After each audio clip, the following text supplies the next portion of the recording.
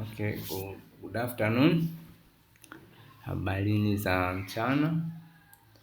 Karibu katika kipindi chetu, kipindi kingine cha somo la pharmacognos, ambacho ni session ya 3 ya somo letu la pharmacognos. Good afternoon once again. Okay, on our session of today is a plant tissue, ambapo on our today's session we are going to have the following learning task. First learning task will be to define the tissue or plant tissue, and the second one will be to classify plant tissue. The third one will be to explain properties of the plant tissue. Now let us look on one learning task after another. First is let us look on the plant tissue and their classification. Tunaposema tissue kwanza tunamaanisha nini? Tunaposema tissue maanake ni imeundwa na seli zaidi ya moja, au ni mkusanyiko wa seli zaidi ya moja ndo zinaunda tissue, ambapo by definition unaweza kusema kwamba tissue is a group of cells which are similar in origin, form and function, or group of dissimilar cells that perform a common function. So kama nilivyotangulia kusema, tissue ni mkusanyiko wa seli au ni grupu la seli ambazo zinafanya kazi moja, ambazo hizo seli zinaweza zikawa similar au zikawa not similar, but kinachomata kwamba hizo seli ambazo zinaunda one tissue have to perform the same function, yani lazima ziwe zinafanya kazi moja. Mfano phloem tissue. Phloem tissue ni tissue ambayo zinahusika na transportation of food materials from the leaves to other parts of the plant. So kwenye phloem tissue inaweza kuwa imeundwa na seli ambazo zinafanana au na ambazo hazifanani, lakini all of the cells ambazo zinaunda phloem tissue lazima ziwe zinafanya kazi ya kutransport au conduct food from the leaves to other parts of the plant. Kwa short, hiyo ndo meaning ya word tissue au plant tissue. Now after that let us look on different forms of plants. Plants may be unicellular or multicellular. In unicellular plants we mean plants ambazo zimeundwa na seli moja, ambazo kwa jina lingine hizi unicellular plants are called simple plants. In unicellular plants, a single cell ina undergo au ina perform all of the cellular activities of the plant na carry out all of the life span, or na carry out the complete span of life of that plant. While in multicellular plants au multicellular plants kwa jina lingine zinaitwa higher plants. In these plants maana yake ni plant yameundwa na seli zaidi ya moja au na seli nyingi. These cells undergo differentiation and perform different function. Now after that let us go directly to look on the types or classification or types of the tissue. Tissue zimegawanyika katika sehemu mbili. Ya kwanza au have two types of tissue. Ya kwanza ni meristematic tissue, ya pili ni permanent tissue. Meristematic tissue ni zile tissue zote ambazo zinaweza kugawanyika au are tissues which are capable of division. Kwa meristematic tissue ni zile tissue ambazo zimeundwa na seli ambazo are still in continuous state of division. While permanent tissue manake ni zile tissue ambazo zimeundwa na seli ambazo haziwezi kugawanyika au are tissues which are made up of cells which are incapable of division. These two are the only two types of tissue ambazo ni meristematic tissue au tissue which are capable of division and permanent tissue au tissue which are incapable of division. Now let us look on the classification of plant tissue diagrammatically. For diagrammatically plant tissue, the plant tissue classification inaonekana kama hivi, ambapo plant tissue inagawanyika sehemu mbili, inagawanyika kwenye meristematic tissue na permanent inagawanyika kwenye meristematic tissue na permanent tissue. Meristematic tissue ni tissue ambazo zimeundwa na cells which are capable of division, while permanent tissue ni tissue ambazo zimeundwa na cells which are incapable of division. Then further division, permanent tissue inakuja kugawanyika sehemu mbili, inagawanyika kwenye simple tissue and complex tissue, ambapo simple tissue, tunapoongelea simple tissue ni zile tissue ambazo zimeundwa na single type of cells. That means cell ambazo zinaunda hiyo tissue zinakuwa zinafanana au ni za aina moja. Hiyo ndio inaitwa simple tissue au tissue made up with a single type or tissue made up with similar cells, ambao simple tissue. Then complex tissue ni tissue ambayo imeundwa na more than one type of cell. That means kwenye complex tissue ni kwamba imeundwa na seli imeundwa na seli na seli ambazo imeundwa na more than one type of cell. Then furthermore, simple tissue inagawanyika kwenye 3 types, ambayo ya kwanza ni parenchyma, ya pili ni chorenchyma na ya tatu ni sclerenchyma. While complex tissue furthermore ina divide into 2 types, ya kwanza ni xylem tissue na ya pili ni phloem tissue, ambapo then phloem tissue ina elementi zake au seli ambazo zimeiunda, ambazo miongoni mwa hizo seli ni sieve element au sieve cells pamoja na companion cells, while xylem tissue nayo ina seli ambazo zinaiunda au component ambazo miongoni mwa hizo seli ni xylem vessels pamoja na tracheids. Now baada ya mchoro huu, let us go directly to discuss on these types of tissue, on these types of tissue in detail. Now, by starting with the meristematic tissue, or tissues which are made up of cells which are capable of division. Kwa hiyo hizi tissue au meristematic tissue ni group of identical cells that are in continuous state of division. Also, in some cells produced by meristematic tissue stop dividing and acquire certain changes to become permanent tissue. Kwa kama tulivyoona tangu mwanzoni, meristematic tissue ni tissue ambazo zimeundwa na seli ambazo bado zinagawanyika au ziko in continuous state of division.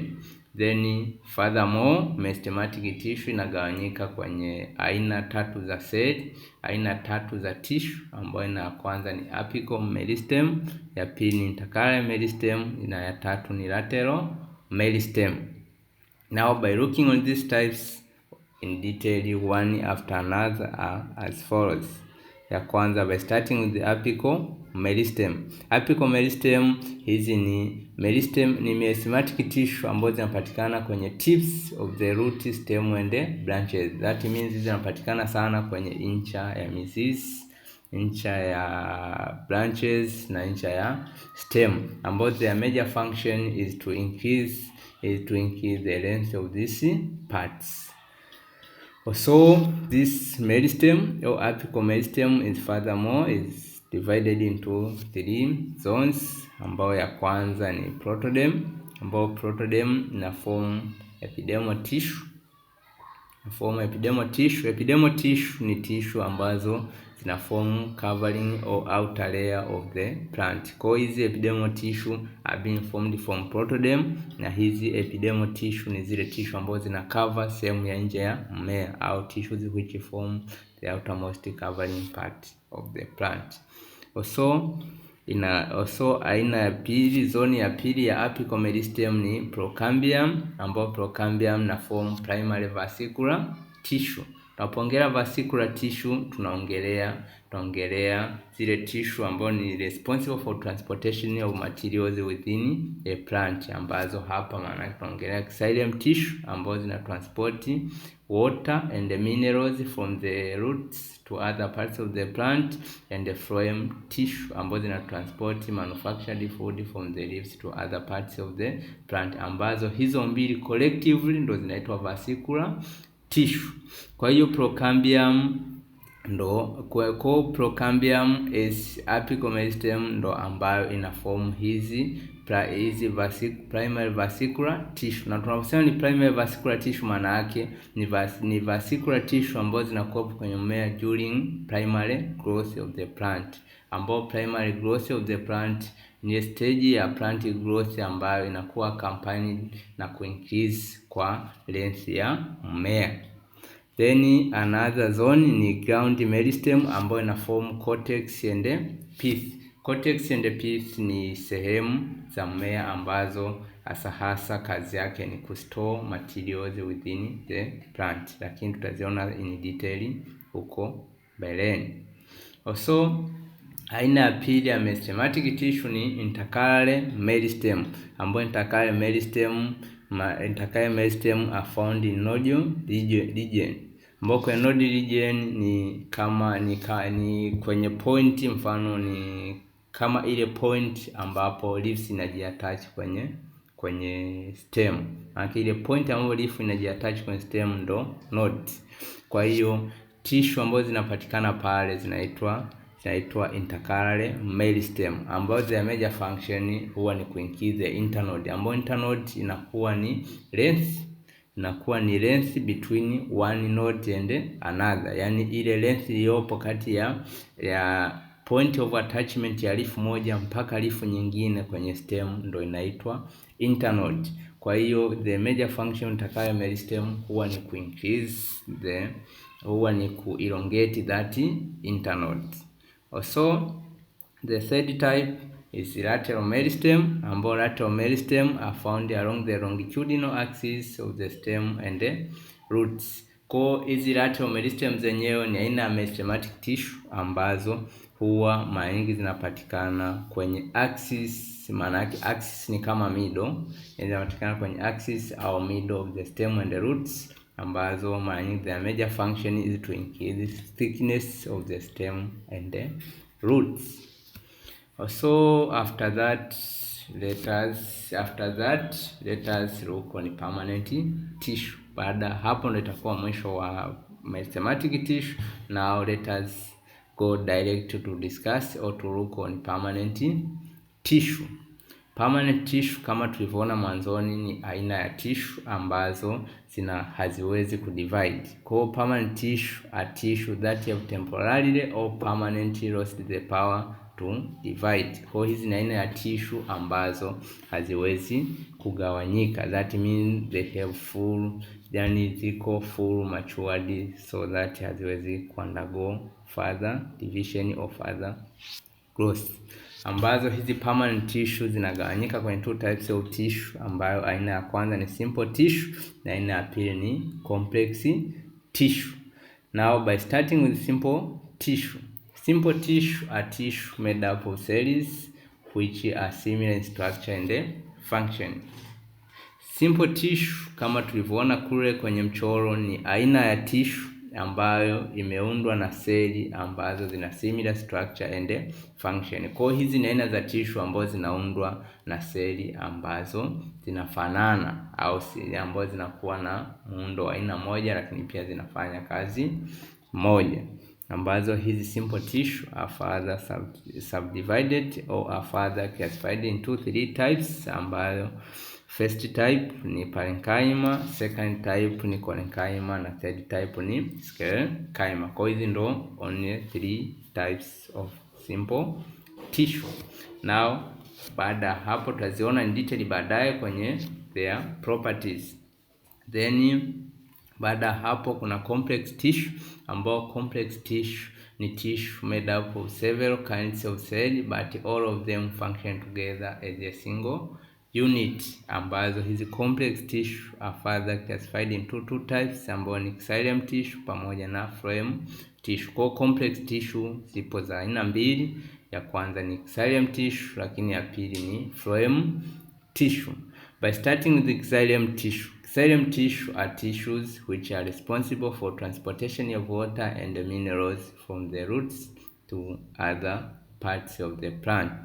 ambayo hii xylem tissue ili iweze kuperform hiyo kazi ya kutransport water na minerals from the roots to other parts of the plant, ina seli 4 ambazo zinaiwezesha kuperform hiyo kazi, ambazo that cells or element au component ambazo zinaunda xylem tissue ni kama zifuatazo. Ya kwanza ni tracheids, ya pili ni vessel or trachea, ya tatu ni xylem fibers, na ya nne ni xylem parenchyma. These are the 4 elements of xylem tissues, ni 4 elements or 4 cells of xylem tissue.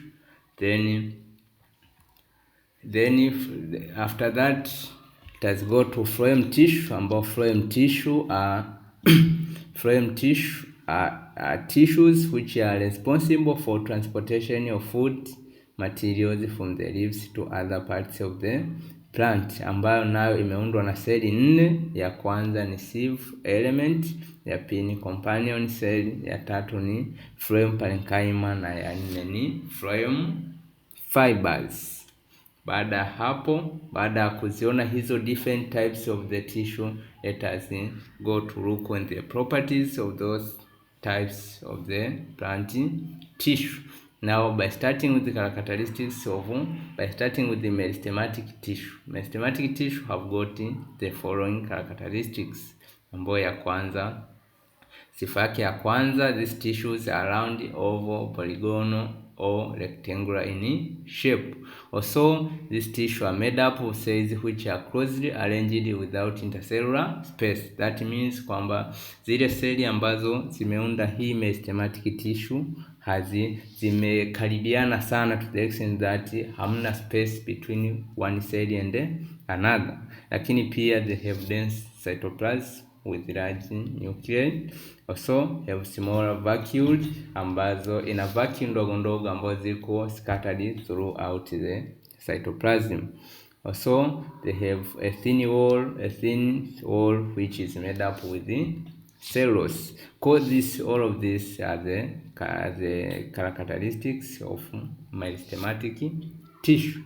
Also another tissue is parenchyma tissue, ambayo parenchyma tissue ina sifa zifuatazo. Parenchyma tissue ni tissue ambayo inapatikana kwenye all parts of the plant, na hii pia tissue ni tissue ambayo ni precursor au all other tissues are being developed from the parenchyma tissue, au parenchyma tissue ndo precursor of all other types of the cell. Also this tissue have cell wall made up with cellulose, and also this tissue are of different types. Zipo za aina mbalimbali kudipendi kwamba zimeloketiwa kwenye part gani of the plant. Mfano parenchyma tissue ambazo zipo kwenye leaves are called chorenchyma, and their major function is to undergo photosynthesis. Also another type of tissue is the chorenchyma tissue, ambazo chorenchyma tissue mara nyingi hizi ni tissue ambazo zinaokaa in dicot stem, and also zinaokaa kwenye petiole and pedicels. Petiole ni kikonyo cha jani au cha leaf of the plant, ambayo petiole ni kale ka distance, ni kale ka kikonyo ambao kanaunganisha leaf and stem, while pedicels ni kama kakikonyo kaua, we can say, ambao kanakuwa ni just kakiunganishi kati ya stem na flower. Kwa hiyo hii chorenchyma tissue unaweza, sifa yake ya kwanza inapatikana kwenye dicot stem, lakini pia inapatikana kwenye petioles and pedicels, and its major function is to strengthen young organ of the plant. Also another tissue is sclerenchyma tissue, ambao sclerenchyma tissue is a dead tissue. The dead tissue means that is ina lack protoplast. Tunaposema dead tissue, that means in tissue made up with dead cells. That means haiwezi undergo cellular activities. That's why tunasema kwamba this tissue ina lack protoplast. Kama haina protoplast, maana yake haina zile cellular organelles, so haiwezi undergo any cellular activities. Kwa hiyo sclerenchyma tissue are dead tissues and is divided into two types, ambayo ya kwanza sclerate na ya pili ni fiber. Ambayo sclerate are dead cells varying greatly in shape and the thickness. Also cell wall is very thick due to lignification and also provide rigidity, support and protection of the seed coat. While fiber as the second type of sclerenchyma tissue, its major function is to support tissue, also provide mechanical strength to plant and protect it from strong winds. So another type is xylem tissue, ambapo xylem tissue ni tissue responsible for transportation of water and mineral salt from the roots to other parts of the plant, kama tulivyoona tangu mwanzoni. Xylem tissue may be primary or secondary depending on the stage of the plant growth.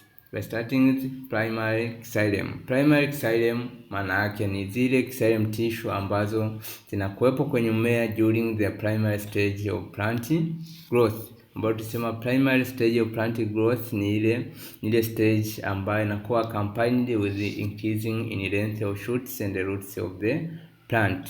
Because this primary xylem are being formed from procambium and they are called protoxylem, while secondary xylem are formed from cambium and are called metaxylem.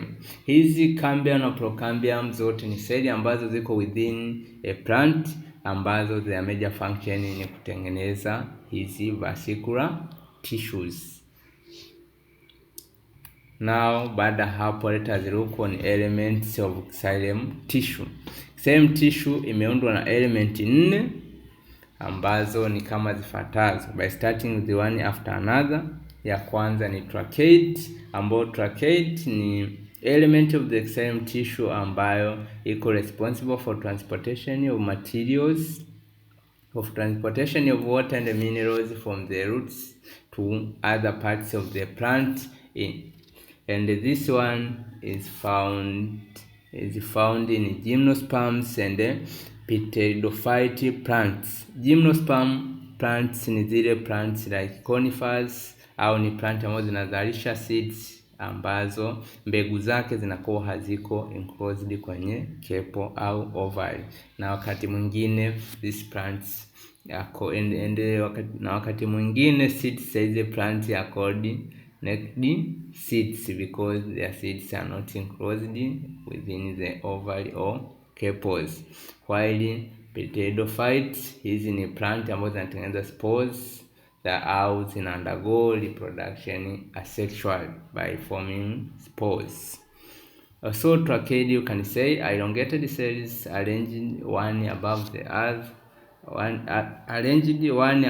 other, found in xylem, whose major function are transportation of water and minerals. Now another element ni vessel or trachea, ambao vessel or trachea is responsible for transportation of materials or for transportation of water and the minerals from the roots to other parts of the plant, particularly in plants like angiosperms. Angiosperms plants we mean flowering plants au zile plants ambazo zinazalisha maua. Kwa hii vessels au trachea kwenye mimea kama gymnosperms huwezi kuikuta, that means inakuwepo kwenye mimea kama angiosperm. Kama tulivyoona tracheids ipo kwenye gymnosperms lakini kwenye angiosperms haipo. Also tracheid diagrammatically inaonekana hivi, lakini pia vessel or trachea diagrammatically inaonekana hivi. Then trachea tulisema kwamba ni perforated. Tunaposema perforated au not perforated tunamaanisha kwamba haina opening at their ends, that wao unaona hapa at their ends pako closed, that is only but ina pits mbalimbali kwenye their surface. While ile vessels au trachea tulisema iko perforated, that means ina opening kama ambavyo inaonekana hivi. Also this is xylem parenchyma ambayo ni another element of xylem tissue ambayo their major function is to store materials like starch. Also another one is xylem fiber ambayo pia ni element of the xylem. Now by looking on xylem fiber, the fiber of parenchyma settled with xylem are known as xylem fibers. The major function of xylem fiber is to support the plant body. Also another one and the last one of the elements of the xylem is xylem parenchyma, ambayo its major function is to store food reserves such as starch and fat. So these are the 4 elements of the xylem tissue. Baada ya kuona hizo element nne za xylem tissue, let us go to look or to discuss on phloem tissue. Ambao phloem tissue kama tulivyoona mwanzoni ni tissue ambazo ziko responsible for transportation of food materials from the leaves to other parts of the plant, ambayo nayo imeundwa na element 4 au cell 4. Ya kwanza ikiwa ni sieve element, ambayo sieve element ni kama tubes ambamo hiyo food materials inapita kwa inapokuwa kuwa transmitted au transported kwenda kwenye other parts of the plant. Also another element or cell ni companion cell, ambao companion cell its major function is to assist sieve tubes during conduction of food materials. Also another one or another element or third one ni phloem parenchyma, ambao phloem parenchyma its function is the storage of food materials like starch and fat. Also phloem parenchyma is present in all plants like gymnosperm, pteridophytes and dicot plants. Also the last one or the last element or cell of the phloem tissue is the phloem fibers, ambayo its major function is to strengthen and support the cell. Now after that, this is the end of my session. Thank you for listening.